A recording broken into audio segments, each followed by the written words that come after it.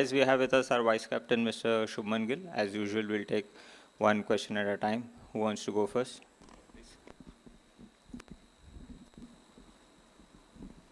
Hi शुमन, all the best for the final. शुमन, कितने excited हैं आप इस फाइनल को लेकर? और 2023 में भी आपने एक फाइनल खेला था, 2025 में भी एक आईसीसी के बड़े टूर्नामेंट का आप फाइनल खेल रहे हैं।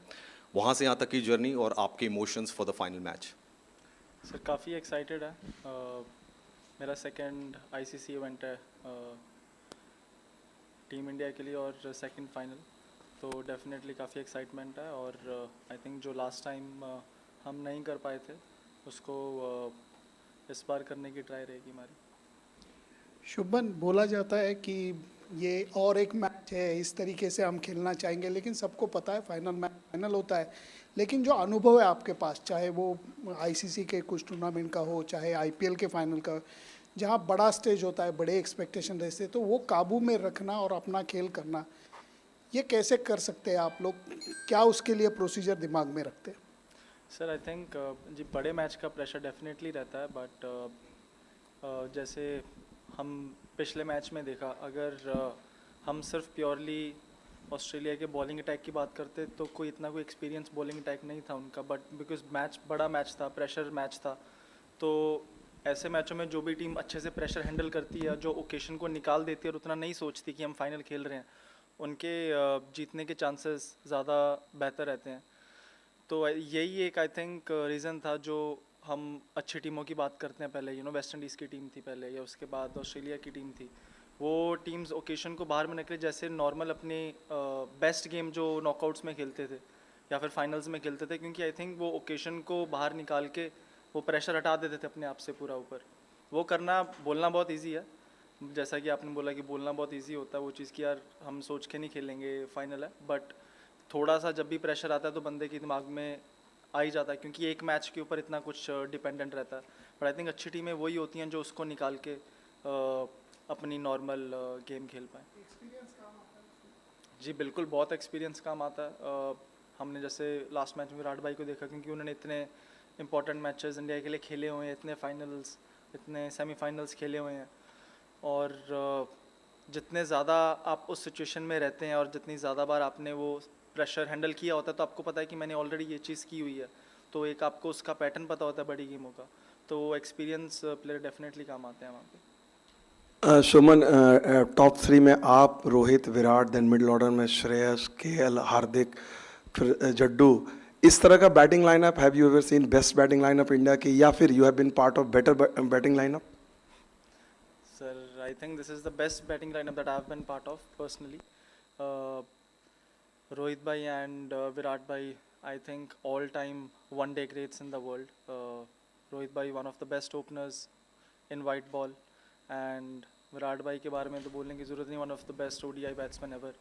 तो इनके बीच में बैटिंग करने का, और नीचे हमारे पास श्रेयस कितनी अच्छी फॉर्म में है, केएल भाई, हार्दिक भाई, जड्डू भाई, तो आई थिंक जो हमारी बैटिंग में डेप्थ है वो ऊपर वाले जो बैट्समैन उनका काम थोड़ा इजी कर देती है। हम थोड़ा ऊपर से और फ्रीली खेल सकते हैं, बिकॉज हमारे पास इतनी डेप्थ है। और आई थिंक ये एक चीज़ है जिसमें पहले बीच में हम थोड़ा स्ट्रगल करते थे, बैटिंग में उतनी डेप्थ नहीं होती थी, तो ऊपर वाले बैट्समैन के ऊपर थोड़ा ज़्यादा प्रेशर रहता था कि लंबा स्कोर करने का। बट आई थिंक जो हमारी इस टाइम बैटिंग में जो डेप्थ है वो हमको अलाउ करती है कि ऊपर से हम थोड़ा और फ्रीली खेल सकें।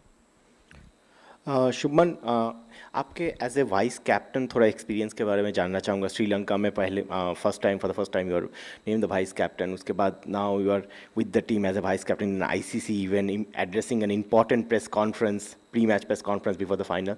तो एज ए वाइस कैप्टन आपने कितना सीखा है रोहित से और बाकी सीनियर प्लेयर से? थोड़ा अपने एज ए वाइस कैप्टन की जर्नी के बारे में बताइए। सर बहुत कुछ सीखने को मिलता है। when you are with the team as a player, obviously you have a responsibility as a batsman, as a fielder, but when an added responsibility is given to you, it's very important for me to know how the other players are feeling on the field, if they are thinking the right way.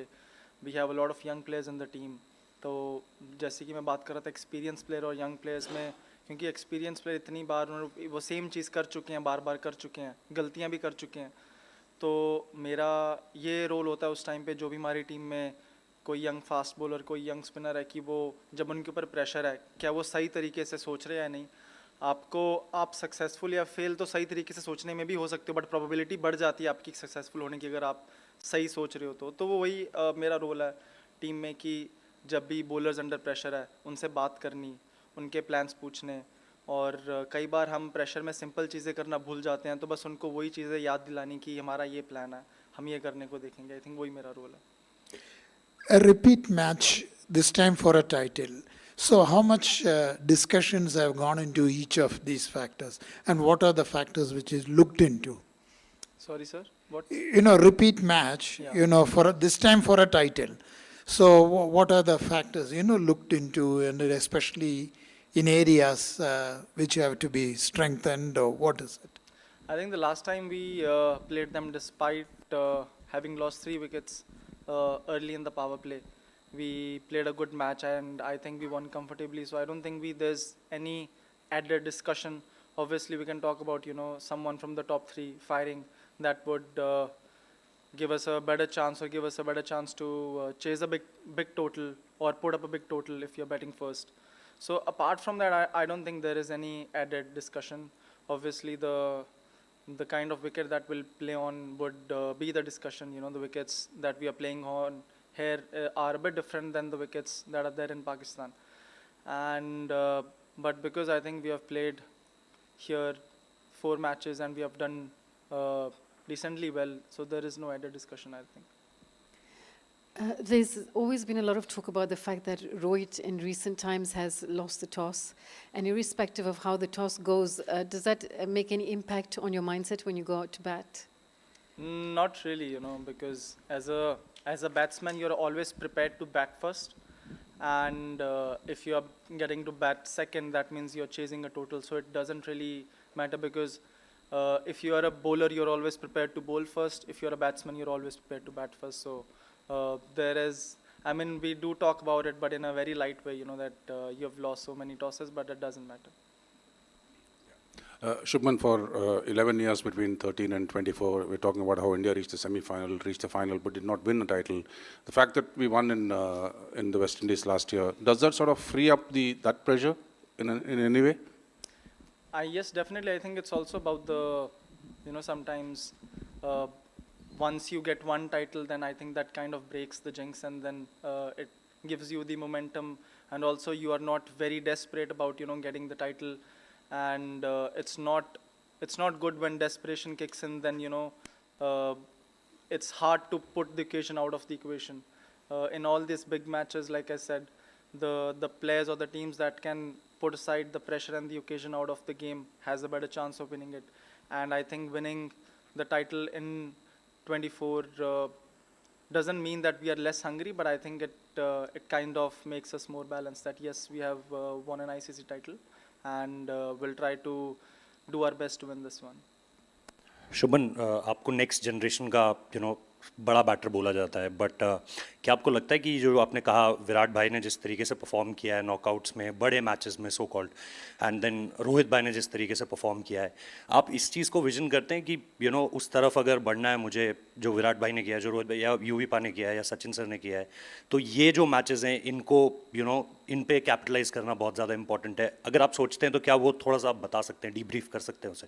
जी बिल्कुल, बहुत important है बड़े matches पे capitalise करना, but I think जितने भी हम matches खेलते हैं इंटरनेशनल लेवल पे, कोशिश तो एज अ बैट्समैन यही रहती है कि हर मैच को आप कैपिटलाइज करें और हर मैच में आप अच्छा करने की ट्राई करें। बट क्रिकेट का नेचर ऐसा है कि हर मैच में आप कितना भी ट्राई कर ले, हर मैच में 100 नहीं बन सकता है, हर मैच में 50 नहीं बन सकती। बट ऑब्वियसली बड़ी ओकेजन होती है तो थोड़ा आप ट्राई करते हो कि यार मैं अपने आप को और अच्छे से प्रिपेयर करूं, या जब मैं बैटिंग करने जा रहा हूं थोड़ा अपने आप को 3, 4, 5 बॉल ज़्यादा दे दूं क्योंकि बड़ी ओकेजन है, और अपने आप को बेस्ट चांस दूं मैं परफॉर्म करने का। Shubman, you mentioned that this is the best batting order you've batted in, and you bat very deep, and almost everyone's got runs through the tournament. How much does that free you up to take more risks at the top of the order and bat more freely? I honestly don't really think about that. I need to take more risks or I need to take less risk. It's about me being in my zone and taking calculative risk, and I think that is the hallmark of my game. I take risks at the right point when I feel the bowler is under pressure, and most of my batting is instinctive. I don't pre-plan. I don't play any shots which are pre-planned. I see the situation and I see when is the right time to put the bowler under pressure. And obviously, when you're playing on the wicket, you kind of have an idea what kind of total you're looking to make on that wicket, and then you add 15-20 runs to give that extra cushion to the bowlers, and that's what I think of when I'm batting.